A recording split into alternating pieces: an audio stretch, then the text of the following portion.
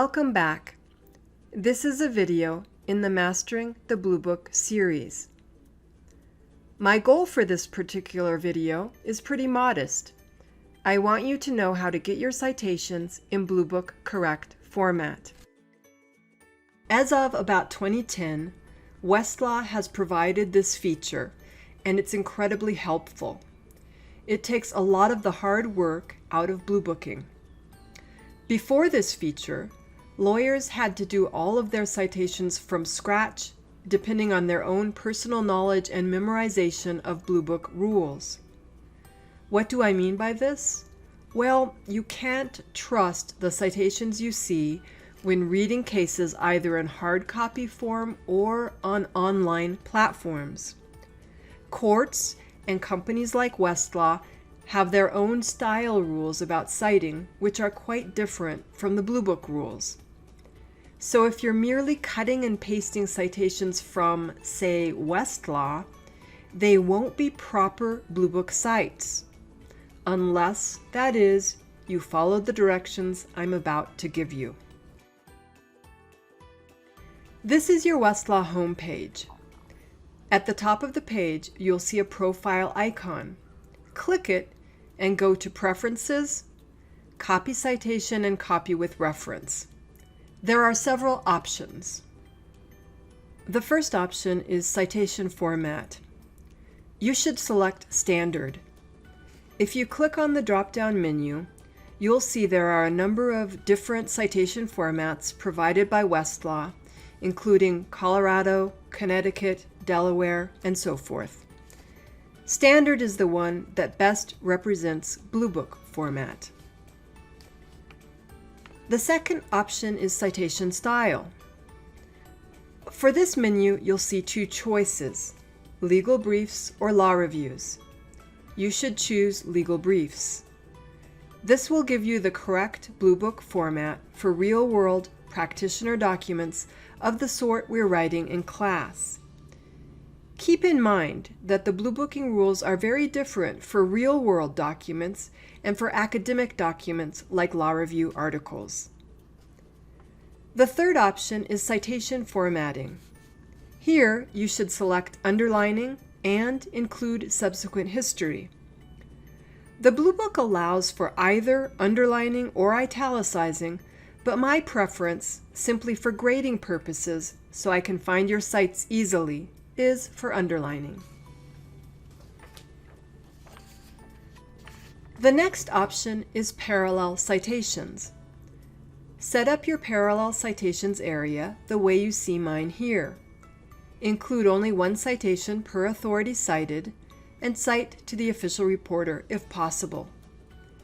Regarding citing only one authority, the Blue Book doesn't require what we call parallel citations, citations to more than one reporter. Often, a case appears in more than one source, but the Blue Book does not call for a reference to all of those sources. It only requires a reference to the official source. That's why we set up this part of our preferences this way. We don't want to provide more information than necessary. Regarding citing to the official reporter, this kind of goes with the parallel citation idea. If you're citing the official reporter, you don't need to provide a parallel citation to some other, say, unofficial reporter. The next option is Add. I don't select either of these, and I definitely do not want you to select the hyperlink option. That is just not done, at least at this time, in legal writing, and it would be considered bad form to do it. For the add quotations part, I'll let you decide what you want to do there. Maybe click it for now, and as you get more familiar with copy with reference, you can decide whether you want to keep it or not. The final option is line options, and I would suggest setting it up as I have it here. The reason I want the reference on the line following the text is that's how we normally do it in writing. we present the quote first, and then we give the citation for the quote. On the other hand, you might find that, for note-taking purposes, when you're doing your initial research into a subject and before you start writing, that having the reference preceding the quote makes more sense. But you'll have to rearrange that once you start the actual writing. So again, set this up as I have it here for now, and then decide later, as you get more familiar with this technology, how you prefer it. With that, click Save, and you'll have set things up to deliver Bluebook-compliant citations. Let's talk now about exactly how this copy with reference technique works. When we're looking at Westlaw, we still see all of the errors that I was talking about before when I mentioned that courts and Westlaw have their own style rules that are different from Blue Book rules. For example, here we see S period CT with no space between this period and the CT. As you'll find out later in the semester, there should be a space there. Same thing here. We see L period ED all squeezed together with no space in between. This again is incorrect according to the Blue Book. In addition, if we look at the opinion itself and at the citations in the opinion, we'll see additional errors. Here we see a cite to Harper and Row. The case is citing the U.S. reporter here and Supreme Court reports here. That's a parallel citation of the sort we were discussing before, and the Blue Book does not require parallel citations. A cite to one reporter is good enough. A cite to this reporter, U.S., the official Supreme Court reporter, is good enough. So the cites we're seeing on screen are still incorrect, at least according to the Blue Book, even after we've set up copy with reference. But what will happen with copy with reference is that when we copy and paste something, we'll get a Blue Book compliant citation. Let's take a look at how that works. Suppose we really like this sentence on the first factor of the fair use test. We select it with our cursor and a window pops up. We could add a note here or highlight the selected text here. For copy with reference, we click here. Of course, as indicated, we've already set our preference to standard formatting. However, if we'd forgotten to do that, or if we needed to change to some other type of formatting, we could click this drop-down menu to make the necessary adjustments. Once we've selected the right format, we click Copy with Reference, and a pop-up verifies we've copied the text. Now we go to our notes.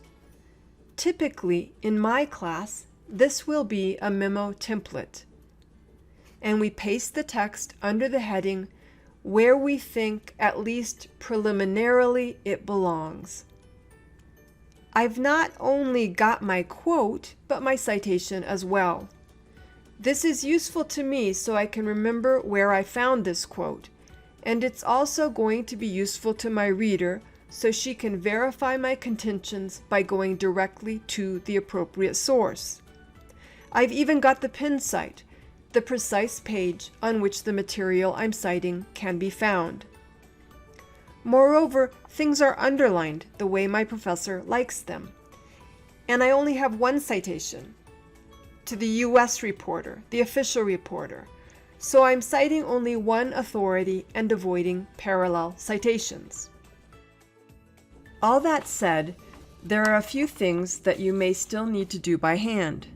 First, copy with reference doesn't put any punctuation at the end of the cite, so be sure to add the appropriate punctuation there. This can either be a period if you're only citing to one authority, or a semicolon if you're citing to multiple authorities. Second, copy with reference provides what we call full cites, and full cites are only used the first time we mention an authority. We'll talk more about this later, but if you cite to an authority more than once, you'll need to convert the full cites you're getting from copy with reference to short cites or IDs. Third, when copy with reference gives you subsequent history, take a close look at it. As an initial matter, you may get too much subsequent history. We only need to indicate really important subsequent history, like an affirmance or reversal.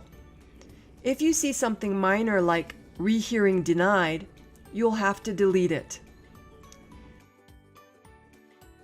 In addition, at least as of the date of this video, copy with reference mistakenly underlines the comma, as you see here.